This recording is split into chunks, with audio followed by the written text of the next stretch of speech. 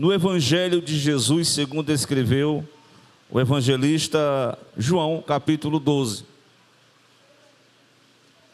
João 12, na semana passada, nós até falamos também nessa referência, no capítulo, mas eu gostaria de estar lendo um versículo.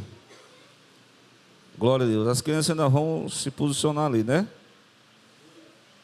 Hoje vai mudar até o local da aula aí, né? É o verso de número, louvado seja Deus, glória a Deus, a partir do versículo 37, diz a palavra de Deus: ainda que tivesse feito tantos sinais diante deles. Recebam aí a leitura. Ainda que tivesse feito tantos sinais diante deles, não criam nele. Nele quem? Em Cristo Jesus. Ainda que ele tivesse feito tantos sinais.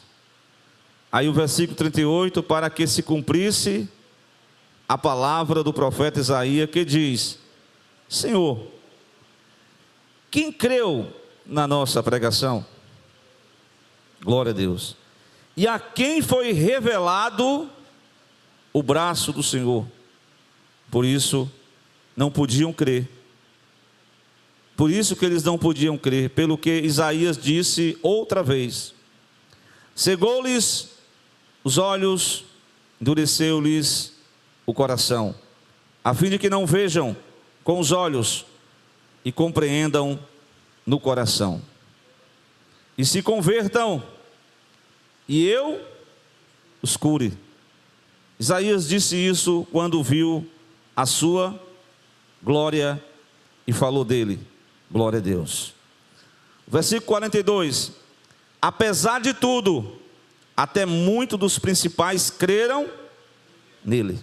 Até os principais creram nele. Apesar de tudo, mas mesmo assim não o confessavam de forma assim pública, né? Não o confessavam, mas por causa dos fariseus, para não serem expulsos da sinagoga. Versículo 43. Porque amavam mais a glória dos homens do que a glória de Deus. Esse texto é interessante. Amar mais a glória dos homens do que a glória de Deus. Então Jesus explica nesse texto, posso assim contextualizar. O capítulo 12 de João tratava assim já o fim do ministério público de Jesus. O fim do ministério público. Capítulo 13 em diante, ele vai dar instruções específicas para os discípulos, orar juntos com os discípulos. Nós temos vários ensinamentos, só Jesus e os 12. Mas aqui, a exemplo de Mateus 23, quando Jesus prega um grande sermão, principalmente para os fariseus, escribas, toda aquela turma que conduzia o passo da religião judaica. Aqui nós vamos perceber que Jesus está mostrando que é bem verdade que a palavra de Deus, por ser tão maravilhosa, pelo plano de Deus ser tão perfeito, era para ser assim de conformidade, todo mundo aceitar, né? Não era assim? Todo mundo era aceitar o Evangelho, mas a salvação, ela não é universal. Glória a Deus. Se bem que aí tem alguns teólogos que defendem a universalidade da salvação. Mas a salvação, ela tem alguns requisitos para que você possa obtê-la. Por exemplo, na pergunta que o profeta diz em Isaías 53, ele diz o quê? Na pergunta bem retórica, ele diz: Senhor, quem deu crédito à nossa pregação? e a quem se manifestou o braço do Senhor. Glória a Deus. Isaías pôde perceber na sua época, no seu contexto religioso, que a mensagem que Deus entregara para ele também ia sofrer, de fato sofreu uma rejeição. Isaías diz: olha, tu vai pregar em Isaías 6 para o povo, mas um povo de dura cerviz, de coração endurecido. E a gente percebe que o próprio profeta diz: Senhor, ainda que os filhos de Israel fossem como a areia do mar, mas só o remanescente é que será salvo. Glória a Deus. Porque de forma geral, os homens rejeitam a palavra de Deus. O profeta Isaías diz lá na sua profecia, que diz no capítulo 55, que assim como os céus, né, assim como a terra está distante dos céus, assim os planos de Deus, né, os homens, os pensamentos humanos são diferentes dos pensamentos divinos. Os homens sempre querem ir por um caminho, por um pensamento, mas o pensamento de Deus é totalmente diferente. Glória a Deus. Então, meus amados irmãos, Jesus aqui certamente estava analisando, né, no início do seu ministério, aquele versículo que a gente conhece, bem conhecido, João 1,12, né? Ele veio para o que era os seus, acho que é o 11, e os seus não receberam, rejeitaram o Messias, rejeitaram a Cristo.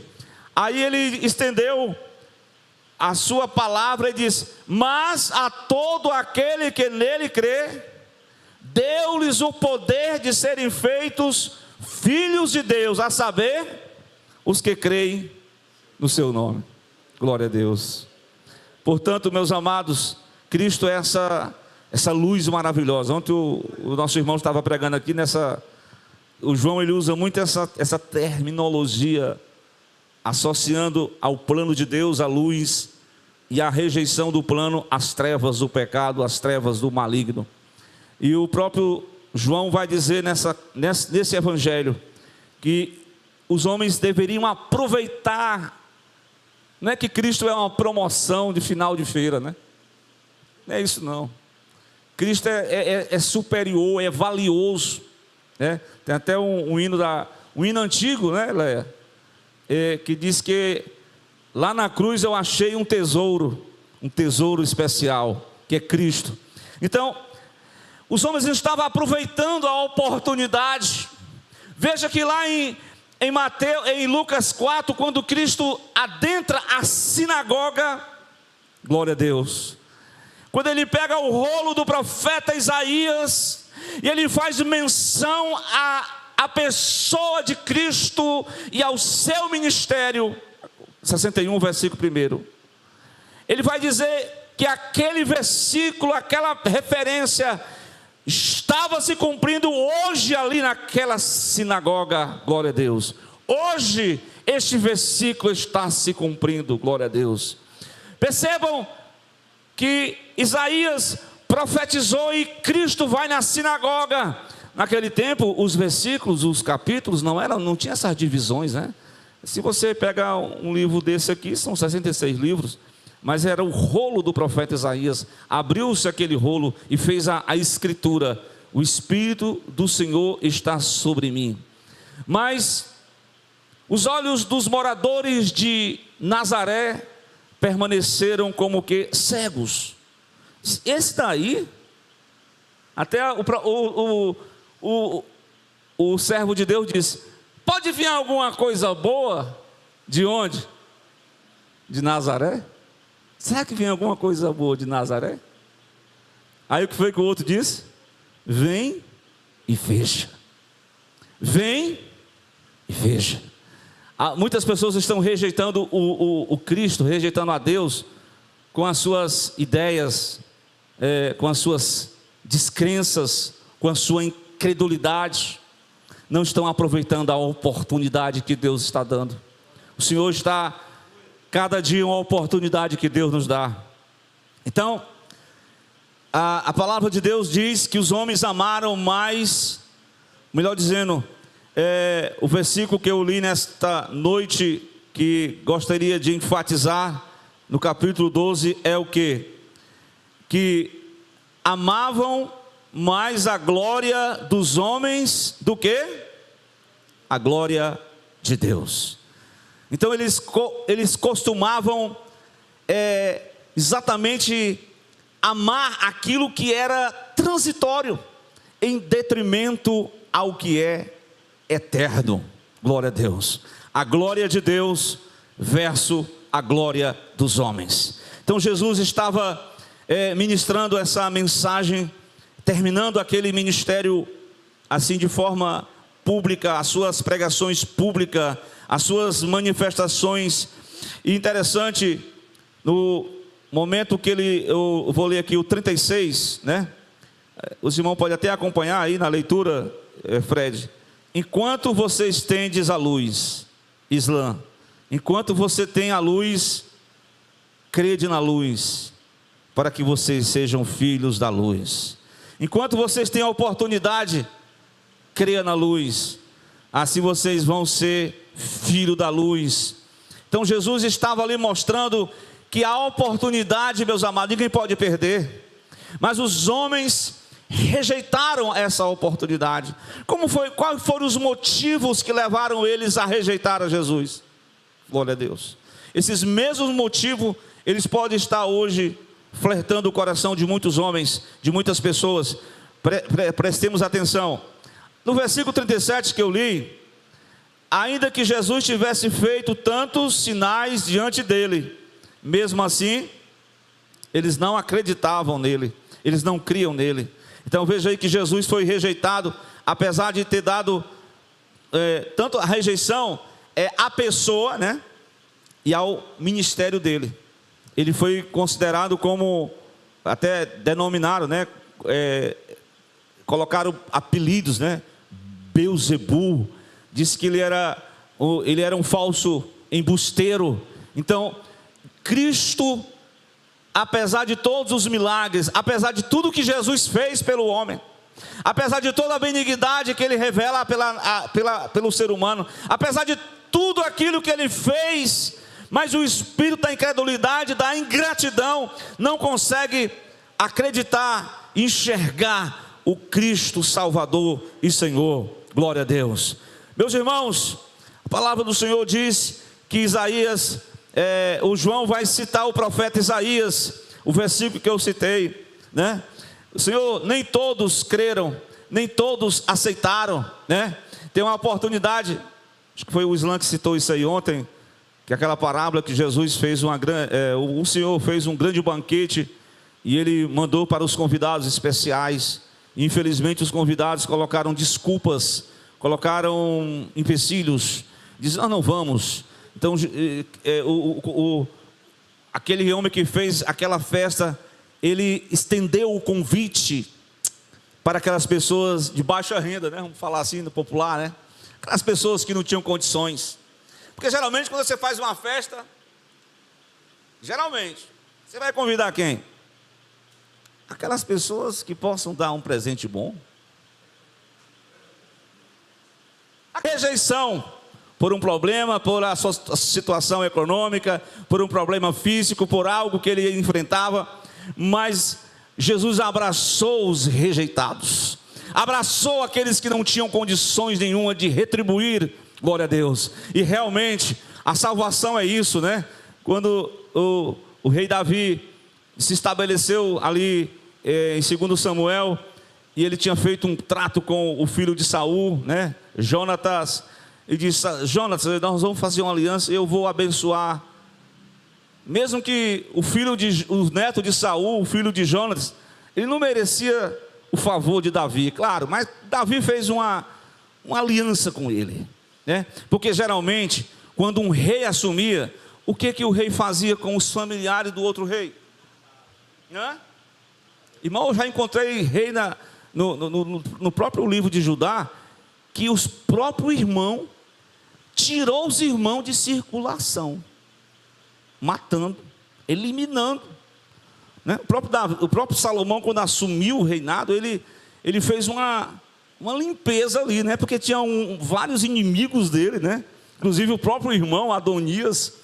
E Salomão foi muito sábio, né? Pegou os inimigos outrora, inimigos antigos de Davi, e foi Joabe, era primo, sobrinho dele, foi eliminando um por um, né? Mas de forma assim, bem sábia, não como que uma vingança. Ele estabeleceu normas, e esses cidadãos, essas pessoas não obedeceram às normas, e de forma que Davi, ao invés de rejeitar, até porque ele era deficiente, até porque ele era filho, neto de Saul, mas mesmo assim, Davi acatou para si, tornou ele príncipe, fez ele comer na mesa do rei, fez ele estar na presença do rei. Isso é mostrar a benevolência do rei, a benignidade do rei. É o rei estender a sua mão para pessoas rejeitadas, para pessoas que não tinham nada para oferecer.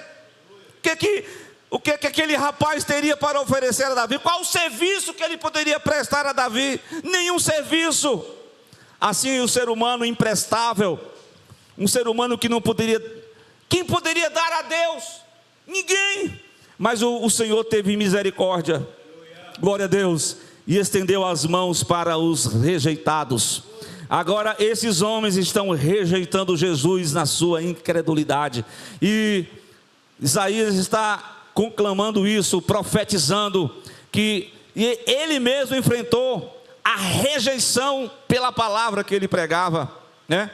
A história diz que Isaías foi morto de forma, né, não a Bíblia, né, mas o filho de Ezequias organizou a matança, porque os profetas de Deus, eles são enviados para falar a verdade de Deus. Nem todas as pessoas gostam de ouvir a verdade. As pessoas gostam de ouvir meias verdades, mas a verdade de Deus tem que ser dita com clara e com bom entendimento. Como diz Ezequiel, doa, né, que ouçam ou que não queiram ouvir, mas prega a palavra.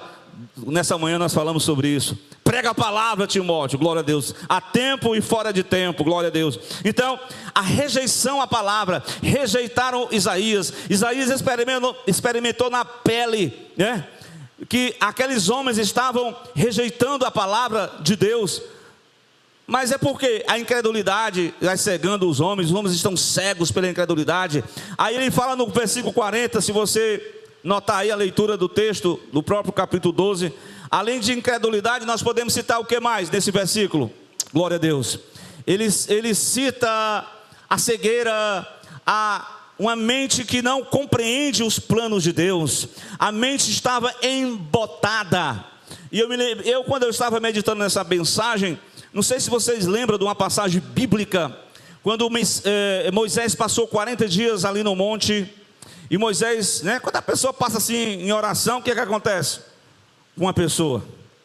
A pessoa começa a ter assim uma espiritualidade bem assim avançada, né? E a Bíblia diz, Gilmar, que o rosto de Moisés fazia o quê? Brilhava. Mas as pessoas estavam tão assim, às vezes acontece, as pessoas querem focar não na palavra, querem focar no homem, né? Ficaram vislumbrando o rosto de Moisés. Aí Paulo usa uma figura de linguagem para falar sobre o véu. Glória a Deus. O véu, Moisés colocou um véu sobre o seu rosto. Glória a Deus. Para que cobrisse, para que não refletisse diante dos filhos de Israel. Então, a palavra de Deus diz que até hoje, não de forma física, este véu está colocado, mas não no rosto, mas sim no coração dos homens. Se você puder observar, está em 2 Coríntios, capítulo 3, melhor dizendo, a partir do versículo 13, Paulo vai tratar sobre essa questão dessa cobertura que foi colocada na mente e no coração dos homens para que eles não compreendessem os planos, propósitos de Deus. Paulo disse em 13:3, né, capítulo 3, nós não somos como Moisés, porque Moisés colocava um véu sobre a sua face, para que os filhos de Israel não olhassem firmemente para o fim daquilo que era transitório. Aquilo era transitório, né? Moisés apresentou a lei veio como um transitório, né? Ela não vinha para permanecer, a lei apontava para Cristo. Então, o versículo 14 diz: mas os seus sentidos foram endurecidos, porque até hoje, quando é lido o Velho Testamento, glória a Deus, está por levantar na lição do Velho Testamento, ao qual Cristo foi por Cristo abolido. Então Cristo vem, Ele remove todo o véu da incredulidade, Ele mostra o caminho do Santo dos Santos, e a Bíblia diz que até hoje, quando é lido Moisés, o véu está posto aonde? No versículo 13, no versículo 15, melhor dizendo, no coração deles, os quais, quando eles se convertem, aí o que acontece? Deus remove o véu da incredulidade. Deus vai tirando todos os embaraços. Deus vai tirando tudo aquilo que atrapalha a nossa visão, o nosso relacionamento com Deus. É Cristo que faz esta obra. Então, quando o véu é retirado, quando a pessoa se converte, então, e é exatamente isso que estava obstruindo, né? A incredulidade, ela obstrui de forma que a bênção de Deus, que as benesses do Evangelho não flui, não apresenta, porque como Jesus podia operar em Nazaré, se esse meninozinho aí, esse rapazinho aí, se eu conheço ele, como é que Jesus podia fazer algo se a gente limita o poder dele? Então nós começamos a entender que Jesus, ele deseja operar maravilhas em nossa vida, mas é preciso remover toda a dificuldade, porque Ele quer trazer um coração sensível nesta noite, glória a Deus. Eu quero, somente o Espírito Santo é que faz isso. O Senhor nós possamos estar em oração, pedindo a Deus, como diz lá no Salmo 51, dai-me um coração quebrantado, um espírito contrito. Isso Deus não vai rejeitar, é como um sacrifício diante de Deus. Então, meus irmãos, aqui nós temos os motivos pelas quais os homens rejeitam o Messias. O Senhor está tão maravilhoso ali em Mateus, né? Ele usa uma expressão bem interessante. Ele disse: como a ave que aninha os seus filhotes abaixo das suas asas, assim o Senhor estava procurando trazer os filhos para si, né? Trazer os homens para debaixo da sua proteção, trazer os homens para debaixo do seu abrigo, mas pelo contrário, é como se uma salvação chegasse e a pessoa rejeitasse o que Deus propôs, o que Deus estabeleceu como plano de salvação. Então os planos, o Evangelho de Cristo, a salvação vai sendo desprezada, glória a Deus, e nós não podemos desprezar o que Deus propôs para nós, meus irmãos. Então, nessa noite, peçamos ao Senhor que nenhuma incredulidade, que nenhuma cegueira, que nenhuma mente embotada, porque o Senhor na verdade quer trazer ao nosso coração uma verdadeira conversão. Ele quer curar a nossa alma, Ele quer curar o nosso coração, para que nós possamos nessa noite, como bem falou o nosso irmão, fazermos uma adoração ao Senhor, e o Senhor é que está aqui para receber o nosso louvor, a nossa adoração. Interessante, nessa primeira parte da mensagem eu quero dizer que há uma rejeição por muitos, mas há aqueles que aceitam o Evangelho. Amém? Glória a Deus. Você já tem aceitado a Cristo, o Evangelho da graça? E é interessante que ele vai dizer: Isaías viu a sua glória e falou dele. Isaías experimentou a experiência íntima com Deus, ele teve uma experiência com Deus, e é isso que os discípulos tiveram. Eles obedeceram o chamado. Mateus, vem comigo. Pedro, Tiago vieram ali, outros apóstolos, e Jesus foi chamando, eles foram se abrigando, né? Estávamos lendo hoje que Lídia, aquela mulher que se converteu lá naquela cidade, ela ouviu com atenção, e alguns rejeitaram, mas Lídia aceitou no coração a palavra, glória a Deus. Então, meus amados, mas Jesus começa a mostrar nessa passagem, que apesar de que uns rejeitaram deliberadamente, mas uns aceitaram. Nós estamos aqui nessa noite para confirmar, para estar abrigados em Jesus, porque rejeitar a salvação é um suicídio espiritual, é a verdade. Nós precisamos permanecer com Cristo. Ele lá nos Provérbios 18 diz que torre forte é o nome do Senhor. Para ela o justo se abrigará. O Senhor é uma torre forte, irmãos. Ele é o nosso rochedo, Ele é o nosso baluarte. Meus irmãos, nós precisamos estar abrigados nele. Então, apesar de tudo que alguns rejeitaram, mas teve alguns, até dos principais dos sacerdotes, que acreditaram em Jesus. No entanto, eles não confessavam a Jesus por causa de quem? Os fariseus. Aqui nós vamos entender uma mensagem, que tem gente que, até eu preguei na quinta-feira, que a exigência de Jesus é o seguinte, é perder para ganhar. Então, eles não estavam querendo perder a posição de ocupação religiosa. Eles tinham posição religiosa, eles eram pessoas ali bem conceituadas. Então, se eles acreditassem em Jesus, então, assim acontece com muita gente hoje. Tem muita gente que, agora eu vou dizer aquelas palavras, tem os convertidos e tem os convencidos. Os convertidos são aqueles que aceitam o evangelho, a chamada, mas os convencidos são aqueles que creem, mas eles não confessam, eles não se entregam, eles têm medo de perder alguma coisa. O medo aqui foi relacionado com a questão da questão social, né? Por exemplo, uma palavra que é muito usada hoje, né?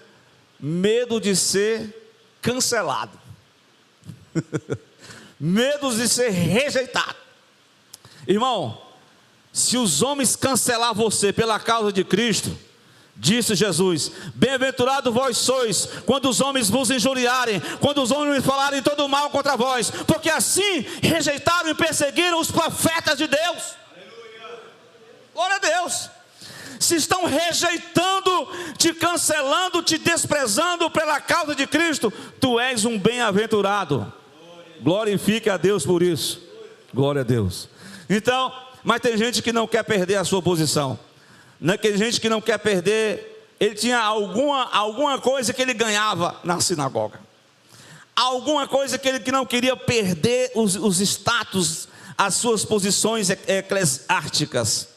Mas, meus amados, para Cristo vale a pena, porque a glória de Deus ela é sumamente maior e melhor do que a glória dos homens.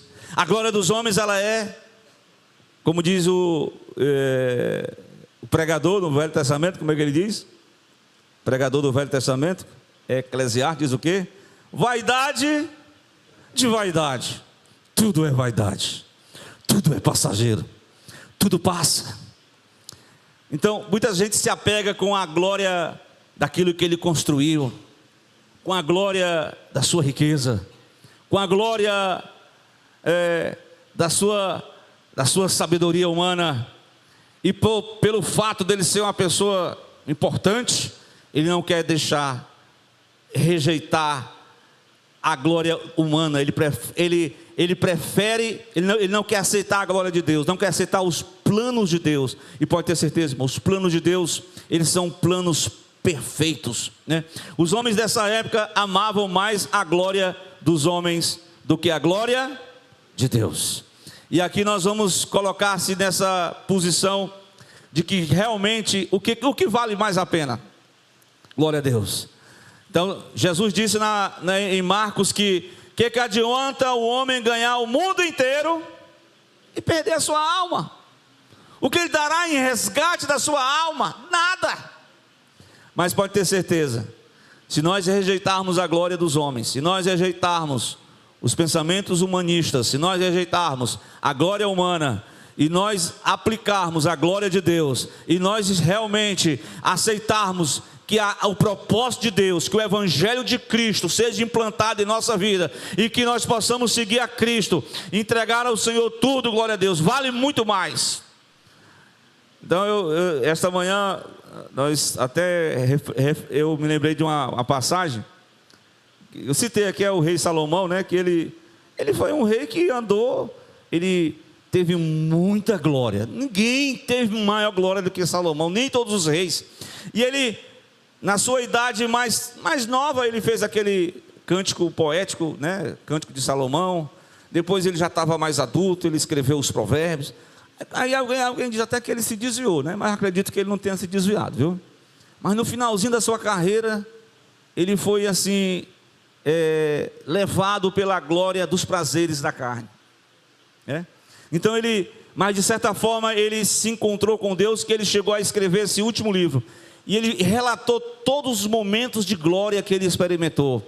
Ele experimentou a glória dos prazeres, a glória das festividades, a glória de ter muitos amigos, a glória de ter construções, a glória de ter até um nome na sua religião. E ele viu que tudo aquilo era passageiro, era de pouca duração, aquilo ia passar. Mas ele chega no momento final da sua vida e ele faz uma seguinte reflexão. Eu acredito que esse livro de Eclesiastes, se alguém puder ler assim e compreender, que tem algumas partes que ele é como se ele tivesse usando a filosofia humana. Ele usa alguns termos da filosofia humana, ele querendo encontrar a felicidade, a verdade, aonde quer que seja, a glória humana. Aí no final da sua vida, nesse livro, ele cita um texto que eu posso dizer que é a conclusão de tudo, que a gente vai ler, amém? Eclesiastes 12, versículo 13 até o 14, olha aí, de tudo que ele ouviu, de tudo que ele experimentou da glória humana, de tudo que a vida pôde oferecer para ele, de tudo que ele viveu nessa terra, todas as benesses deste mundo, ele viu que tudo era vaidade e aflição de espírito. Sabe qual foi a conclusão dele? De tudo que se tem ouvido, eu cheguei à seguinte conclusão. Sabe qual é a minha conclusão? A melhor coisa é voltar-se à simplicidade do Evangelho de Jesus. Aí ele diz: teme a Deus. Segundo, guarde os seus mandamentos. Por quê? Este é o dever de todo ser humano. Teme a Deus e guarda os seus mandamentos. Eu quero enfatizar que esta é a glória que nós precisamos continuar. É temor a Deus, é a glória de guardar os seus mandamentos, porque os céus passarão, a terra, as glórias humanas, as riquezas passarão, esse mundo passará, mas a verdade de Jesus nunca vai passar. Porque um dia ele vai trazer juízo. Aqueles que amaram a glória dos homens, eles vão enfrentar o juízo. Aqueles que rejeitaram o plano de Deus, aqueles que rejeitaram a obra de Deus, Deus vai trazer juízo sobre toda a obra, e até tudo que está encoberto, seja bom, seja mau. Então nessa noite, glória a Deus, se faz necessário dedicar-se a amar a glória de Deus. O que é amar? A Bíblia diz: aonde estiver o vosso tesouro, aí estará o teu coração. É preciso amar a Cristo, glória a Deus. É preciso